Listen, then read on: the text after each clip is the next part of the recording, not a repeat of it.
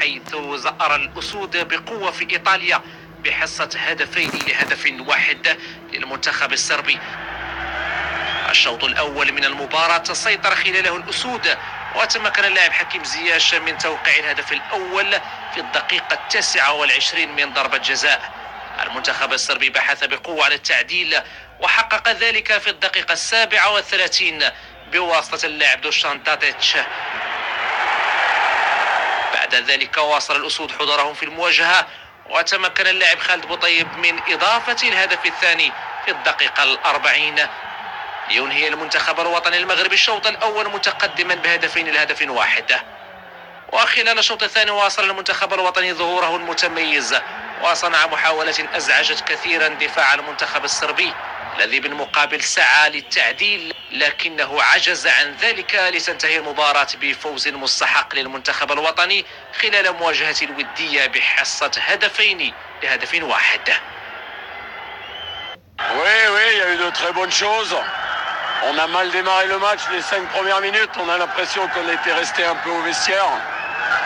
Et puis au fil du match, on s'est aperçu que ce soir, il fallait être présent dans les duels. Et puis après, on a su bien conserver le ballon, les ennuyer en faisant un pressing efficace. Félicitations aux joueurs.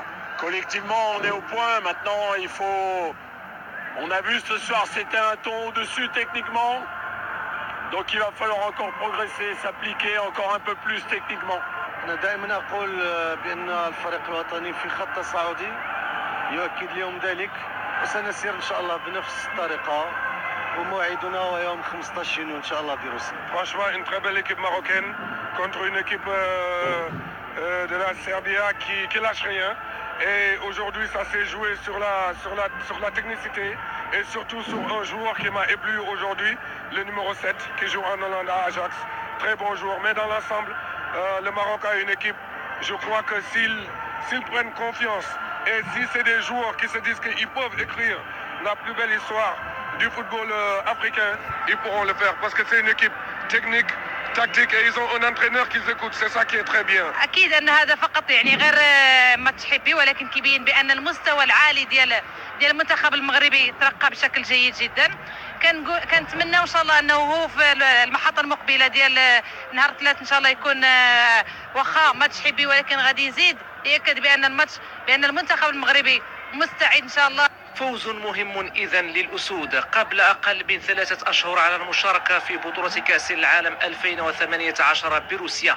المنتخب المغربي ظهر بمستوى عال في إطار استعداداته لخوض منافسات الدور الأول في المونديال الروسي ضمن المجموعة الثانية النارية التي تضم كل من منتخبات إسبانيا والبرتغال وإيران، فيما يخوض المنتخب الصربي البطولة ضمن المجموعة الخامسة مع منتخبات سويسرا، كوستاريكا والبرازيل.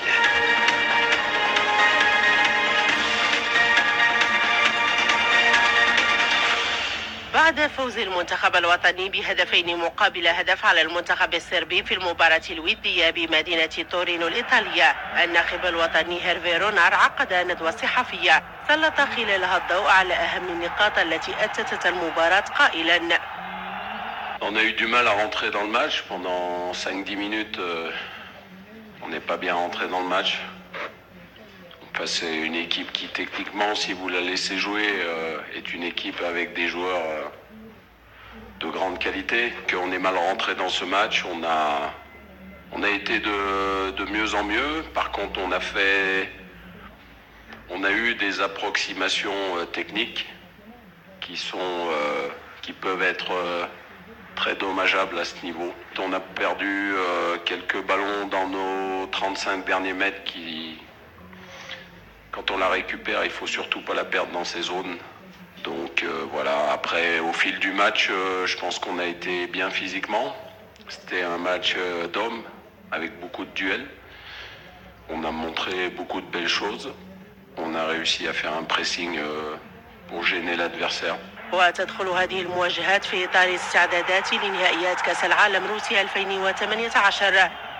الجدير بالذكر أن المنتخب الوطني سيخوض يوم الثلاثاء 27 من مارس مباراة ودية ثانية تجمعه بمنتخب أوزباكستان بمركب محمد الخامس بالدار البيضاء.